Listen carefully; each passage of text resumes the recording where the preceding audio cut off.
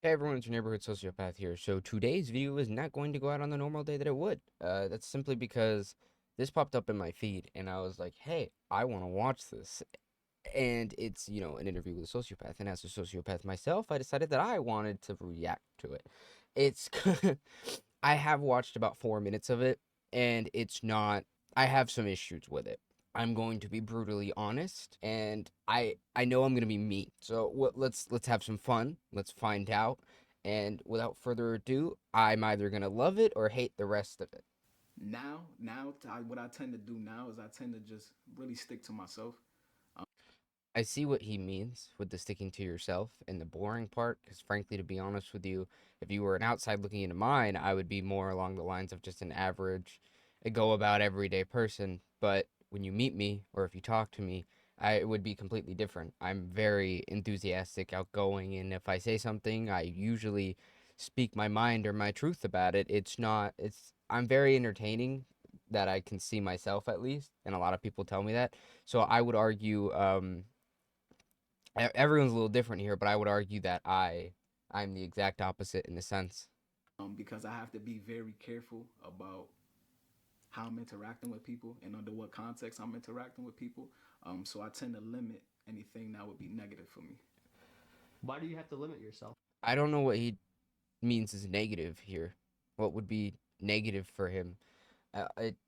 It can only be beneficial. Either you get something that you want from a conversation, or you make a connection with someone, or so on and so forth. I mean, as long as you're smart with your interactions, it can't come back on you. The negative part doesn't really make sense to me.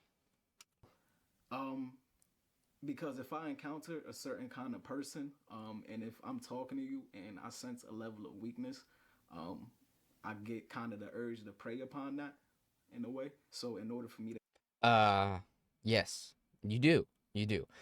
You do want to, but that doesn't mean you should. In fact, as a matter of fact, if you do it every time someone has a weakness, then you'll probably end up biting yourself in the butt. You should only do it if there's something beneficial for you and it's not going to harm you. A lot of people would argue against it, but it makes more sense because I've said it before, game is game. If you're smarter, you should take advantage of that. I have to be fully transparent. mm-hmm, When you reached out to me and I read your diagnoses, mm-hmm, I thought to myself, can I trust him? mm-hmm, Can I give him the platform of our audience who I care deeply about? mm-hmm. Are you going to try to manipulate me? Are you going to try to manipulate our audience? Are those valid concerns? Those Well, yeah, I mean, I think they are valid concerns, but it wouldn't make sense. It wouldn't, it would hurt him more than benefit him to manipulate someone here. If he's going to, per se, I don't know, I don't even know how he would do it and go about it, because if he was gonna get him to give him something, it would just look bad. Versus this could be his 5 minutes of fame. He could get a little bit of money under his belt, a little bit of recognition under his belt, and then take advantage of that. In fact, it's more manipulation of the fact that he's already on here, so it wouldn't make sense. Also, I I'm looking at it, and this is one of the things that bothered me the first time I watched this, the first couple minutes. He isn't. It's like he's nervous, like he's feeling shame looking at him, so he's looking away, or he's constantly saying and he seems so unsure. It doesn't I don't really know if that would be the case, because the one commonality for sociopaths is what they call the stare. The stare is because we don't feel empathy. We're willing to just stare at you and make you uncomfortable, and it doesn't really affect us. I don't really understand why he's so. and then once I get my goal, whatever that goal is, then I'm done with the situation, and then I move on. And I've had fail. You never close an open door. You never you never do, unless you have smashed and burned that bridge to hell. You don't do that. It's a mistake 100%, whether you're trying to keep that door open, or it's a place for you to come back to, we're going to say, reap the rewards again. You never do that. Now, he said that he forms his own personality. I wouldn't say you form a personality. I would more or less say that you change your demeanor. Your personality is going to remain the same because that's who you are. Faking an emotion is not that hard. People like to talk about themselves. It's human nature. But this doesn't. The I'm 2 minutes in, and unless I see something a little different it doesn't look like he's a sociopath. It more looks like narcissism, like he's looking for self-gratification, like he wants to be better than the other person. Feelings that I was strange as long as I could remember. What was it like to feel strange at a young age? Um, it was a bit interesting, I would say, because you're kind of able. The telltale sign is you don't feel social emotions. That is the whole thing. Uh, shame, regret, things like that. Like you don't feel them. That's your survival mechanism from your trauma kicking in. So how you felt strange doesn't make sense to me. It it doesn't. You can know you're different. You can piece together. I mean, I did when I was in high school, and you're talking to someone, and you're like, man, that person's crying for that person, but I'm not crying for that person. And you can think like that's I'm different, but you don't feel strange because if you feel strange, that means you are acknowledging the fact that you're empathizing with someone else, which could be the fact that he has a very low amount, like if you don't know, sociopathy is when that organ in your brain has kind of gone down a little bit as a survival mechanism for trauma. That doesn't make sense as to why he's able to use that organ. It's quite odd. Um, no, I thought everyone else was different as a kid.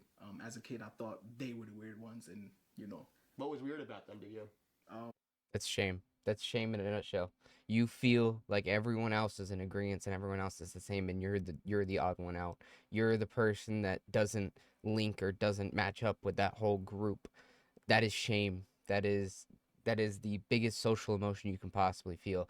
Would it be correct to say that when you meet somebody, you kind of size them up mhm. and you say, okay, this person shouldn't or should be manipulated? It's not should or shouldn't be. If I have something that I want to get, then I'm gonna do my best to get it. Since I walked Human nature to size someone up. So whether you have a psychological problem or not, it is human nature to size someone up. Now, if you look at someone, the first thing you think is not should I or should I not. It, and it's also not is there something I want to get. It's can I do this without the repercussions? Because your goal is to get your goal essentially you get what you want with the least amount of problems or the least amount of kickback. So it shouldn't be can I or can I not. It should be can I do this without repercussions? Can I do this without a problem? Can I do this without it blowing back up in my face? Because it's a waste of time to try and succeed when you've already calculated the fact that there's no way that you can get what you want. Everyone's a little different in that aspect. Everyone has their kicks, their kinks, but this guy is more along the lines of he's again narcissistic. I don't quite think he lines up with that diagnosis. I think he got misdiagnosed. He does have tendencies, but I don't think he's full blown sociopath. in here and we started talking, Mm. have you sized me up at all and analyzed any of my weaknesses and how they could be manipulated? I mean, when I was watching your videos, I mean, I thought about it, um, but I wanted this to be kind of like more of an honest format. But no, I didn't. I don't want to. Yeah, I don't. That was a smart decision. If he didn't, he got his 5 minutes of fame, and then he succeeded a lot more than if he tried.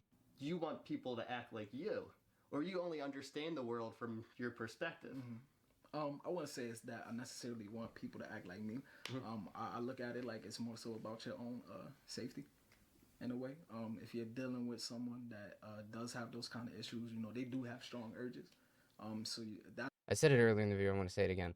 He keeps looking away from him, and the other guy's making eye contact. The guy on the right side is full blown. He's a great interviewer, and he's staring at him. He's showing the confidence. He's trying to break him down so that way he gives him all the answers. Great, great strategy on that guy's part. The guy on the left, he is not. He looks uncomfortable. He's constantly looking away. He's constantly breaking eye contact. That that right there is a sign of what we would call, or what he would call earlier in the video, weakness. He's uncomfortable, and he's going to give him the answers in an honest format to than the guy on the right side is. Now, if you're going to sit here and say, well, he's doing it on purpose, so he seems vulnerable, untrue. The way you can tell is he's constantly fidgeting. If you look with his hands and his arms, he's constantly fidgeting. It shows that he's nervous. that's where the observation point comes in because you can't always perceive certain things like that based off of emotions. I'm really good at faking emotions. So you wouldn't, if you're going off of emotional basis, you wouldn't know. When would you say is That's wrong. He's not faking it right now. He's fake. If he is faking nervousness, then he's got every tick in the book. I mean, it's really hard to keep track of all your body positions like that. So that's either a lie. Right now, it's a lie, and he's trying to put on a good front, or he's again shooting for his 5 minutes of fame. feel ashamed about people you hurt in the past? Shame, not necessarily, but I do look at it as being inadequate. What? What? That's what? That is. Okay, and inadequate. That what? I don't get that.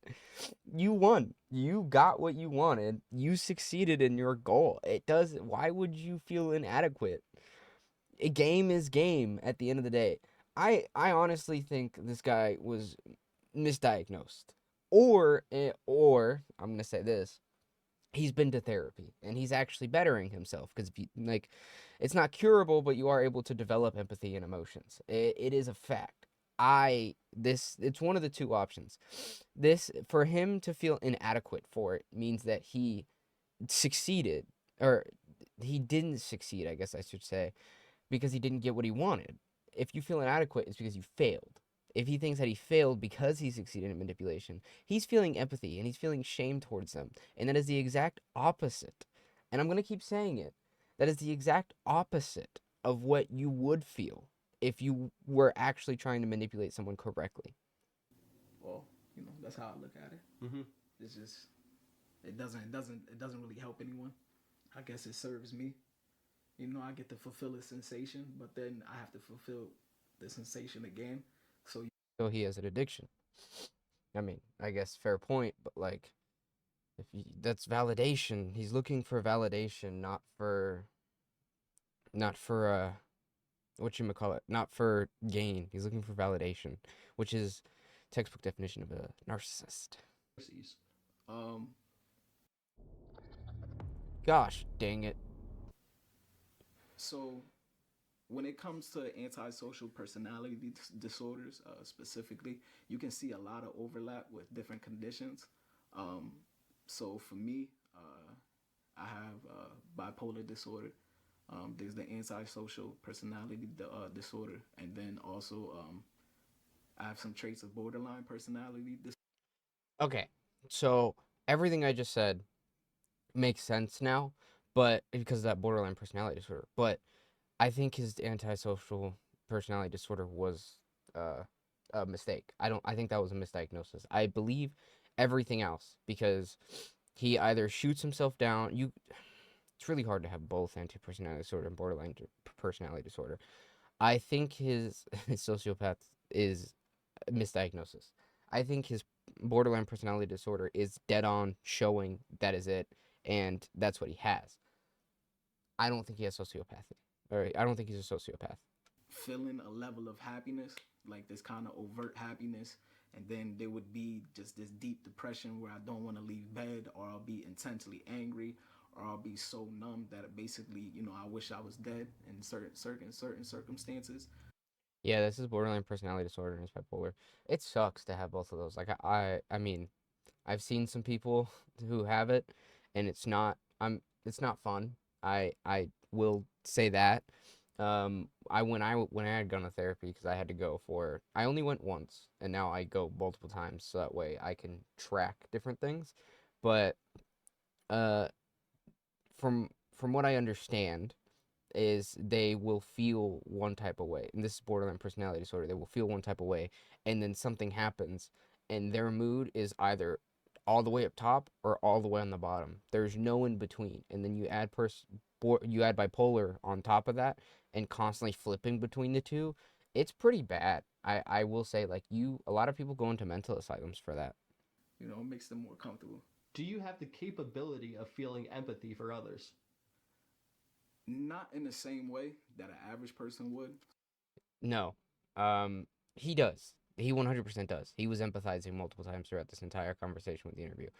Actually, he empathized several times. So, that's if he's gonna say something along the lines of he fakes it, that's entirely incorrect. That's wrong. His diagnosis would would say opposite, but his actions would say opposite of his diagnosis. So, say for example, if someone came up to you and they told you, "Oh, you know, my grandma just died last night." Hey, I said that earlier. That's when I was about, I was 5 or 6. I remember sitting on my father's lap and he was crying, and I remember wiping the tears off his face and telling him it was gonna be okay. You know, I understood that my grandfather was gone and he wasn't gonna be coming back, but at the same time, I didn't understand why all the tears. I would say I ended up becoming very perceptive to people. Um, it's not Well, now we've developed the trauma that led to his diagnosis, but there's it. You want to debate? He's 5 or 6, so that means like he doesn't quite understand it in general. If you tell a 5 or 6 year old that grandpa's not coming back, they're gonna be like, "Oh, why?" And they don't quite understand death, or they're not sensitized to it yet. So it's very hard for you to say, "Hey, um, I became perceptive because of that." No, it sounds more along the lines of you didn't understand it. Like I said, I don't, and he doesn't sound like he was very connected. Like the way he's talking about it and the way he's describing it, there's no, he didn't go on about how it was traumatic for him. As what develops your antisocial personality disorder is trauma. So I feel like there's some steps missing there, and again, something's not adding up. like a, You have the desire to have a close relationship and maybe even get married in the future.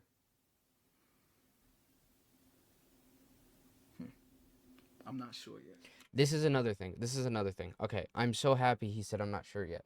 So, when you are diagnosed with this, right? You crave it. You crave that connection. So that's incorrect. That's where something else is coming into play. And I again, I think they should replace his diagnosis with narcissism instead. Um, you crave it, and I mean, because you're not looking for validation, you're looking for a connection. That's your brain, your natural brain, trying to tell you, hey, you want this. That is the exact opposite of what you would feel. Basically, put that mask on to make them happy. But I can't hold it up forever. So they find out that there are some inconsistencies there in terms of the emotions.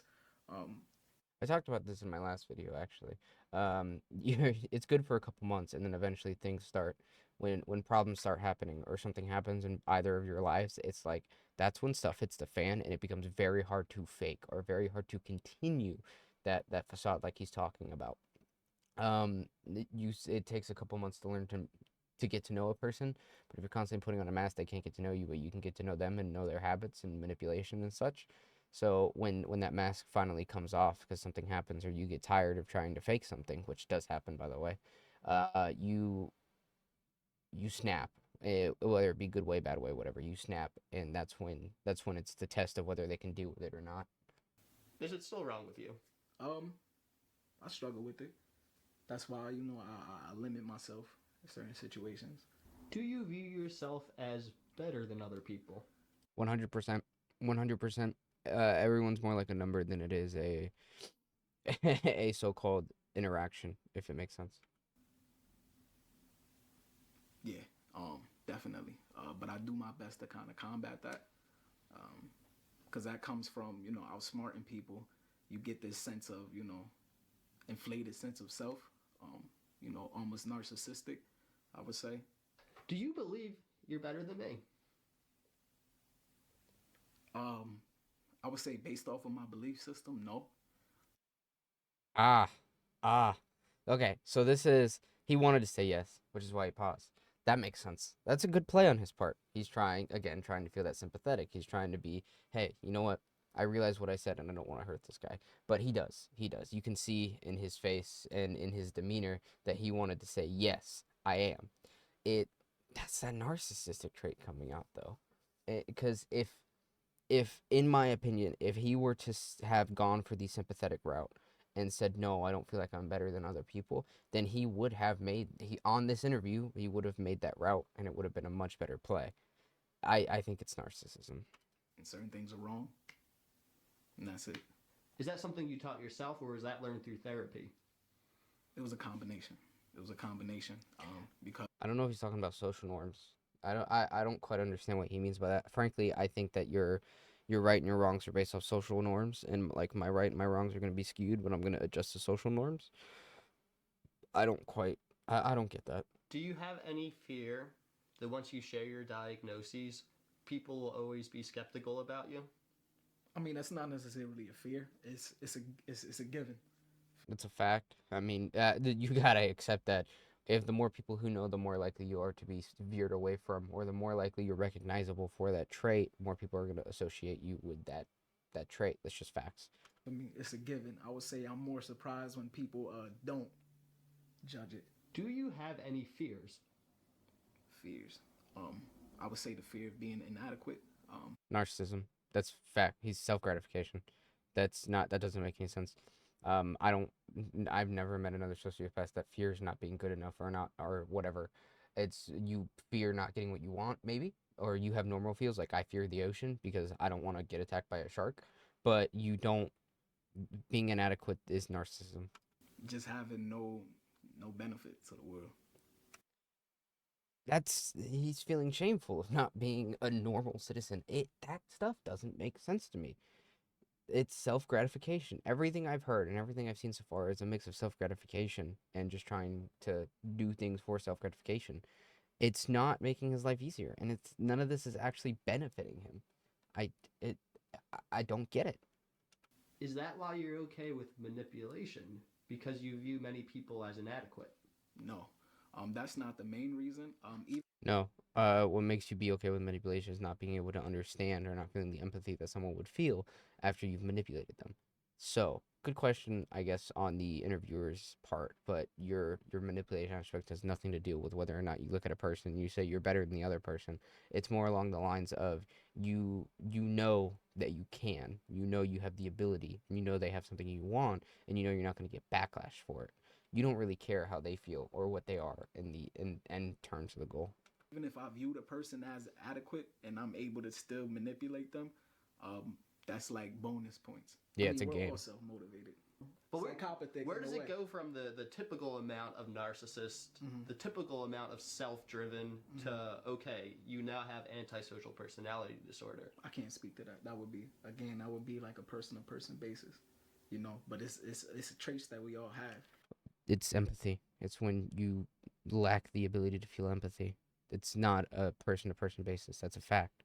When you lack the thing of feeling empathy, that's when it turns into that. And then when narcissism comes into when you're only looking for self gratification and you ignore the other means or other emotions so that way you get your own self gratification. Were you or are you ever a risk to be violent?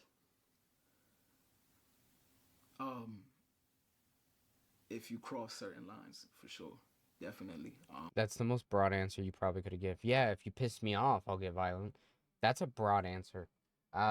He should have said no, I don't have the impulsives to do so, or yes, I'm very impulsive, and very little and something very little will set me off.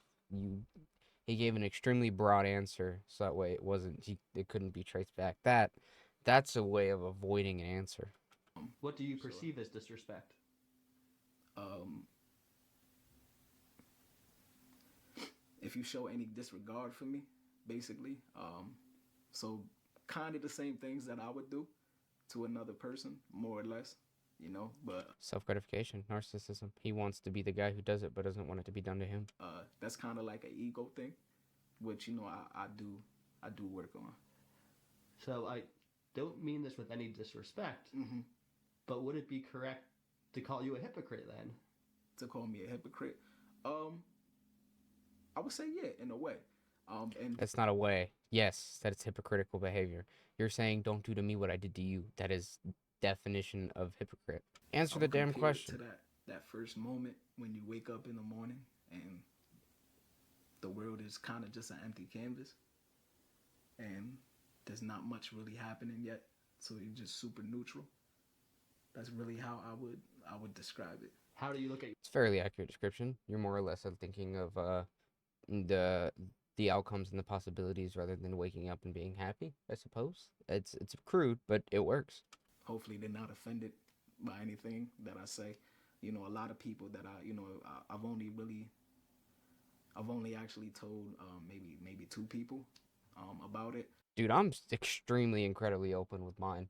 I'm not I'm not gonna hide it in any way. In fact, it's more to your benefit So people kind of keep on their guard. It's more of a game if you can break it. I don't know.